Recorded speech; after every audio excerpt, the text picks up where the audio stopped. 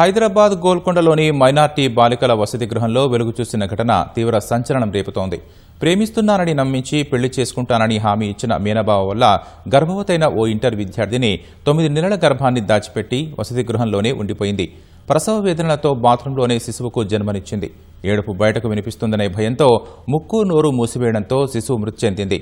అనంతరం మృతదేహాన్ని భవనంపై అంతస్తు నుంచి బయటకు విసిరేసిన ఘటన ఆలస్యంగా వెలుగులోకి వచ్చింది.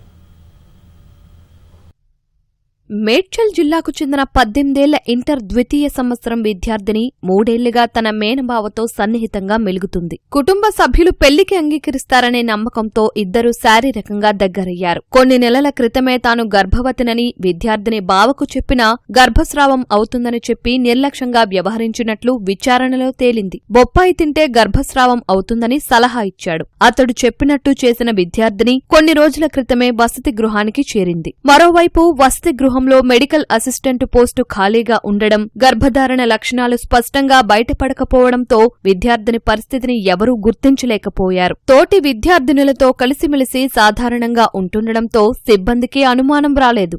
సోమవారం తెల్లవారుజామున ఒక్కసారిగా ప్రసవ నొప్పులు మొదలవడంతో విద్యార్థిని బాత్రూంలోనే మగ శిశువుకు జన్మనిచ్చింది. బిడ్డ ఏడుపు బయటకు వినిపిస్తుందనే భయంతో ముక్కు నోరు మూసివేయడంతో ఊపిరాడక శిశువు మృతి చెందినట్లు ప్రాథమిక దర్యాప్తులో తేలింది. అనంతరం మృతదేహాన్ని వసతి గృహం 3వ అంతస్తు నుంచి పక్కనే ఉన్న ఈఎస్ఐ డిస్పెన్సరీ ప్రాంగణంలోకి విసిరేయడంతో శిశువు తలకు తీవ్ర గాయాలయ్యాయి. మృతదేహాన్ని గమనించిన వసతి గృహ నిర్వాహకులు పోలీసులకు సమాచారం అందించారు.